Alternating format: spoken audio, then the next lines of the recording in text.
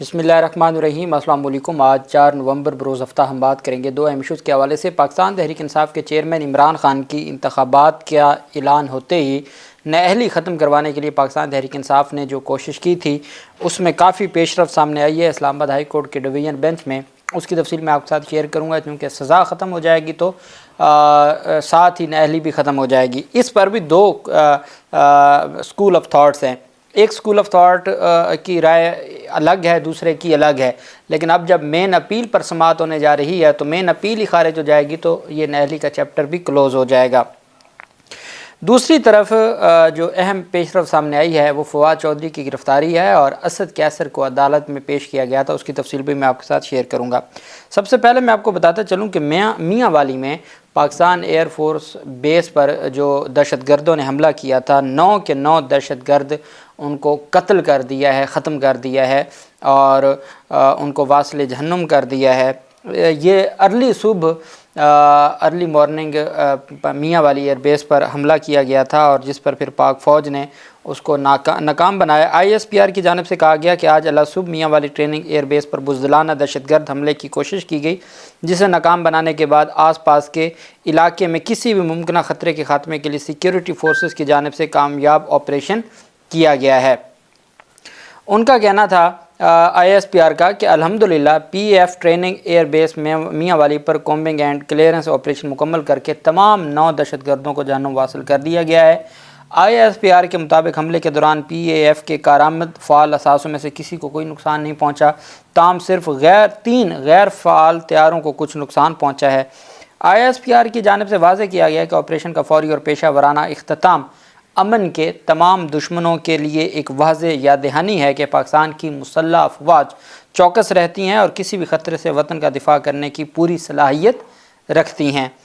ISPR کی جانب سے پہلے اس بیان میں یہ کہا گیا تھا کہ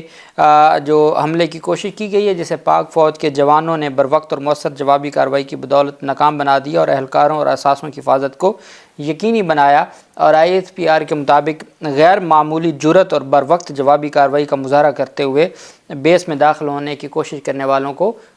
ختم کر دیا ہے، 9 کے 9 دہشت گردوں کو ختم کر دیا ہے۔ چونکہ کل بھی خیبر پختونخوا میں 3 فوجی جوان شہید ہوئے ہیں، اور اسی طریقے سے ڈیرہ اسماعیل خان میں جو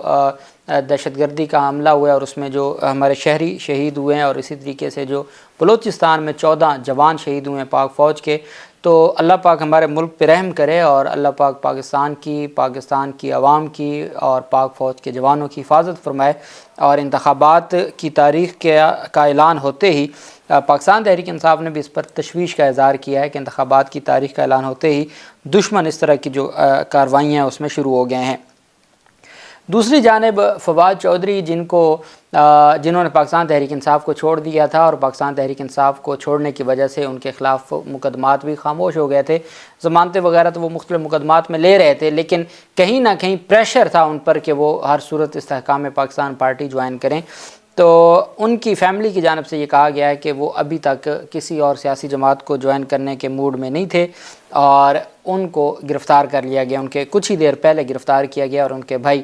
فیصل ایڈوکیٹ نے باقاعدہ اس بات کی تصدیق کی ہے کہ فواد چودھری کو گرفتار کر لیا گیا۔ اب کس مقدمے میں گرفتار کیا گیا ہے، کس کیس میں گرفتار کیا گیا ہے، مجھے لگتا ہے کہ جہاں پاکستان تحریک انصاف کی جو ایکٹیو قیادت ہے، جو بچ گئے ہیں اور کارکنان، ان کی گرفتاریوں کا جو سلسلہ ہے وہ بھی تیز کر دیا گیا ہے، اور جو لوگ جن کو پہلے صرف پاکستان تحریک انصاف سے راہیں جدا کرنے پر کوئی ریلیف دیا گیا تھا، اب یا تو وہ کسی سیاسی جماعت میں شامل ہوں گے تو ان کی بچت ہوگی، نہیں تو ابھی جیسے اسد عمر کی جانب سے سٹیٹمنٹ دی ہے تو ان کو بھی نوٹس آنا شروع ہو گئے ہیں، اور ان کو بھی IG نے جو JIT ہے اس نے طلب کرنا شروع کر دی ہے۔ تو اب دیکھتے ہیں کہ یہ حالات کس طرف جاتے ہیں، اور ہماری جو عدالتوں کا کردار ہے وہ میں آپ کے سامنے رکھ دیتا ہوں۔ کل جب اسد کیسر کو گرفتار کیا گیا تھا تو ترجمان اسلام آباد پولیس کی جانب سے کہا گیا تھا کہ اسد کیسر کی گرفتاری کا ہمارے علم میں نہیں ہے، پھر ایک خبر چلی کہ جی جو ڈی جی تھے اینٹی کرپشن خیبر پختونخوا کے، انہوں نے کہا جی کہ ہم نے گرفتار کیا۔ آج جب عدالت میں پیش کیا تو اسلام آباد پولیس نے پیش کیا، جوڈیشل مجسٹریٹ یہ وہ جج صاحب ہیں جن کے پاس عمران خان کا غیر شرعی نکاح کیس ہے، اور آپ اندازہ لگائیں ہماری عدالتوں کی کہ جب تک چیف جسٹس قاضی فیاض عیسیٰ صاحب ہماری عدالتوں کے حوالے سے کوئی تگڑا ایکشن نہیں لیں گے، اور ججز کی یہ صورتحال ہے کہ ایک شخص ہے اس کو گرفتار کیا گیا اسلام آباد سے، اسلام آباد کی پولیس نے گرفتار کیا ہے۔ اسلام آباد پولیس کہتی ہے جی کہ ہمارے پاس تو مقدمہ نہیں تھا، مقدمہ تھا KPK میں، ہم نے گرفتار کیا ہے اور ابھی تک ان کو لینے بھی کوئی نہیں آیا، تو ان کو آپ جیل بھیج دیں۔ آپ اندازہ لگائیں، مقدمہ کسی اور کا، گرفتار کوئی اور کر رہا ہے اور وہ عدالت میں پیش کر رہا ہے، تو چونکہ جو یہ گرفتاری تھی اسلام آباد پولیس کی بغیر وارنٹ کے، KPK کی عدالت کے وارنٹ کے اور اس پولیس کے، انہوں نے جو گرفتاری کی ہے وہ قانون کے مطابق، ضابطہ فوجداری کے مطابق غیر قانونی ہے۔ اس کے باوجود عدالت نے ان کی گرفتاری کو غیر قانونی قرار دے کے ان کی ضمانت کے ان کو اڈیالہ جیل بھیج دیا، جوڈیشل کر دیا ہے۔ نہ KPK پولیس لینے آئی ہے، نہ کوئی راہداری ریمانڈ، بلکہ اسلام آباد پولیس جنہوں نے کل ان کے ترجمان نے اس بات کی تردید کی کہ انہوں نے گرفتار کیا ہے، انہوں نے عدالت میں پیش کیا ہے KPK کے مقدمے میں، وہ بھی اینٹی کرپشن کا مقدمہ، اس میں پیش کیا ہے۔ اور جو معزز جج صاحب تھے یہ وہ مجسٹریٹ صاحب ہیں جن کے پاس عمران خان غیر کا شرعی نکاح کیس ہے۔ اب اندازہ لگیں یہ ہماری عدالتوں کے حالات ہیں، اور ہمارے چیف جسٹس صاحب کو چاہیے کہ خدارہ اپنی عدالتوں میں، آپ باقی پیمرا فلاں باقیوں کو بعد میں دیکھ لیجئے گا، یہ جو عدالتیں ہیں ان کو آپ دیکھیں۔ قدرت اللہ کی عدالت تھی، اسد کیسر کو جوڈیشل مجسٹریٹ کی عدالت میں پیش کر کے جوڈیشل ریمانڈ کی درخواست کی۔ اسلام آباد پولیس نے بتایا کہ اسد کیسر کو خیبر پختونخوا میں کرپشن کے مقدمے میں گرفتار کیا گیا ہے۔ اینٹی کرپشن خیبر پختونخوا نے اسد کیسر کی گرفتاری مانگی تھی، تو PTI وکیل نے کہا کہ کسی کے مقدمے میں گرفتار کرنے کا اختیار اسلام آباد پولیس کو کہاں سے آ گیا۔ عدالت نے اسد کیسر کا جوڈیشل ریمانڈ منظور کرتے ہوئے جیل بھیجنے کا حکم دیا۔ عدالت نے anti corruption Khyber Pakhtunkhwa police کو اسد کیسر کے حوالے سے قانونی کارروائی مکمل کرنے کا حکم دیتے ہوئے کہا کہ KPK پولیس اپنا پروسیس مکمل کر لے، لیکن اس میں 1 ہفتے سے زائد کا وقت نہ لگے، اور 1 ہفتے کے لیے بندے کو اڈیالہ جیل، جس کے خلاف اڈیالہ جیل یا اسلام آباد پنڈی کا کوئی مقدمہ ہی نہیں ہے، ان کو کہا 1 ہفتے یہ اڈیالہ جیل میں رہے گا اور آپ اتنے تک سارا پروسیس مکمل کر لیں۔ شکر ہے یہ نہیں کہا گیا کہ کوئی نیا مقدمہ درج کر لیں۔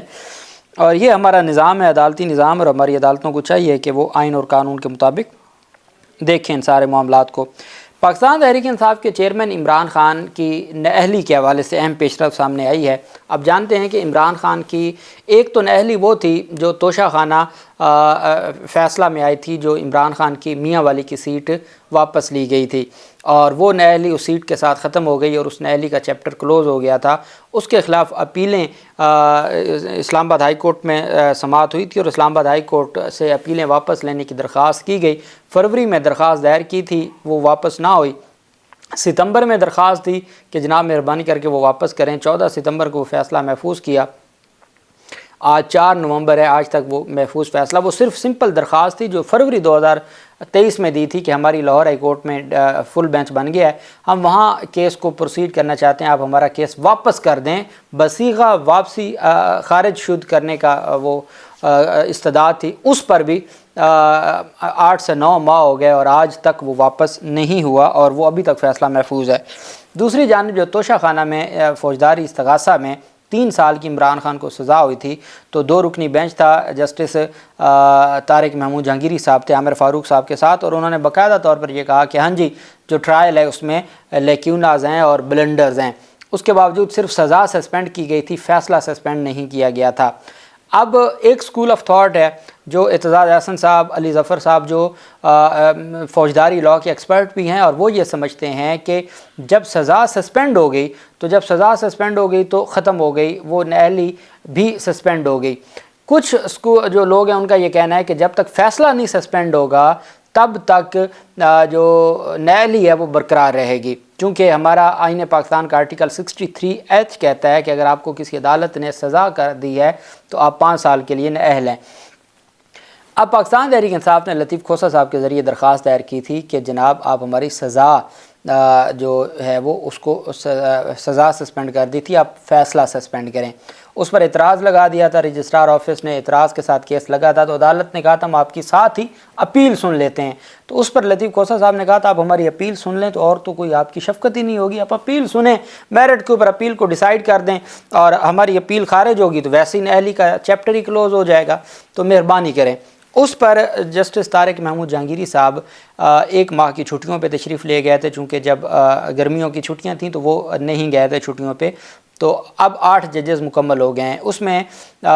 जस्टिस जहांगीरी साहब चूँकि पहले तोशा खाना सज़ा सस्पेंड करने में बेंच का हिस्सा थे, तो अब वो वापस आ गए हैं। 7 नवंबर बरोज़ मंगल इमरान खान की तोशा खाना अपीलों पर, जिसमें नोटिस हो चुके हैं, सरकार को फ़रीक भी बना दिया गया था, तो तोशा खाना अपीलों में समाअत के हवाले से अदालत ने नोटिस जारी कर दिया इलेक्शन कमीशन को और 7 नवंबर की तारीख़ मुकर्रर कर दी है।